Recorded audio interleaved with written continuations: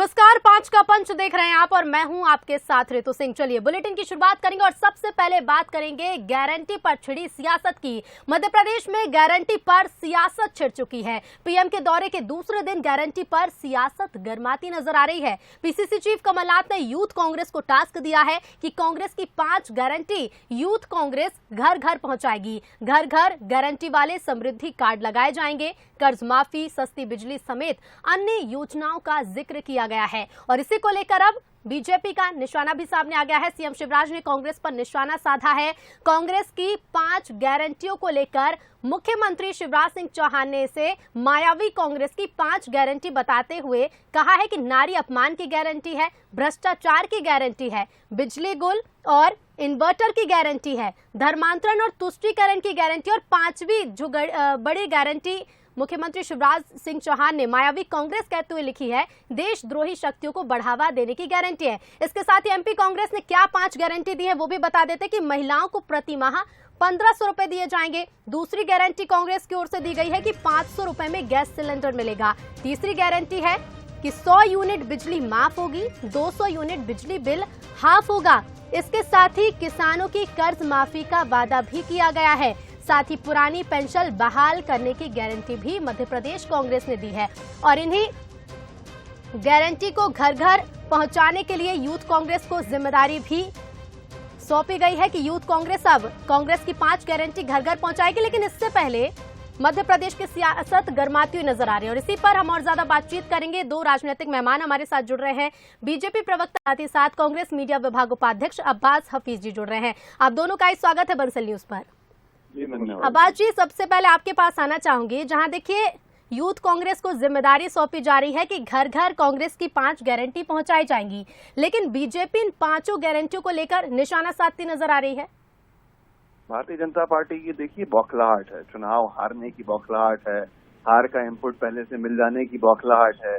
2 दशक की सरकार चलाने के बाद आज तक जनता को न वचन दे पाए, न गारंटी दे पाए, न अपने किए गए वादों को पूरा कर पाए। अब ये बौखलाहट के अंदर जो हमारी 5 गारंटीज, जो हमारी योजनाएं हैं, जो हमारे वादे हैं, जो जनता के बीच कनेक्ट कर रहा है और जनता कमलनाथ जी के चेहरे पर विश्वास कर रही है, उससे डर से उसका दुष्प्रचार इन्होंने चालू कर दिया। वो भी शिवराज सिंह चौहान जी, अरे मुख्य सवाल पर जवाब दीजिए, आपने क्या किया? इन 5 समस्याओं का समाधान आपने क्यों नहीं किया? क्यों किसान बदहाल होता रहा? क्यों आज की तारीख के अंदर जो असुरक्षाजनक वातावरण है वो मध्य प्रदेश के अंदर महिलाओं के लिए बनता चला गया?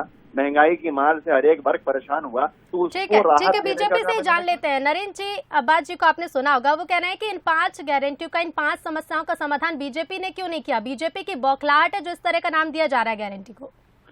देखिए, मेरे मित्र अब्बास हफीज को ये जान लेना चाहिए कि हर 5 साल बाद जनता की अदालत होती है। जनता की अदालत में हर राजनीतिक दल जाता है।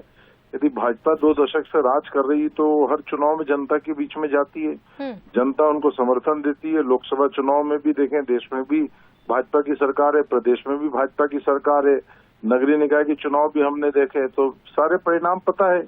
यदि भाजपा किसी भी प्रकार के झूठे वादे करती तो जनता उसको नकार देती, लेकिन हमने देखा है कि इनकी 15 महीने की सरकार सिर्फ इसी कारण से गिरी कि ये वादे पूरे नहीं कर रहे थे और इनके नेता ज्योतिरादित्य सिंधिया ने सरकार गिरा दी, क्योंकि उनने जब कहा कि वादे पूरे करो तो उन्होंने कहा सड़क पर उतर जाओ।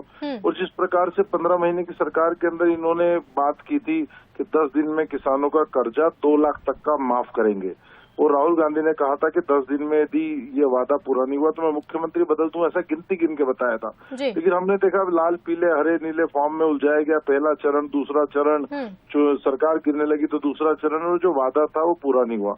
इन्होंने कहा था 4000 रुपए महीना बेरोजगारी भत्ता युवा को देंगे। अब्बास जी, नरेंद्र जी कह रहे हैं कि वादे देखिए पहले ही पूरे नहीं और इसीलिए सरकार गिर गई। मैं इसी पे कहना चाह रहा था कि देखिए जनता की अदालत की उन्होंने बात करी, उन्होंने खुद ही अपने आप स्वीकार कर लिया। जनता की अदालत ने इनको नकार दिया था। बीजेपी को 2018 में सत्ता से बाहर कर दिया।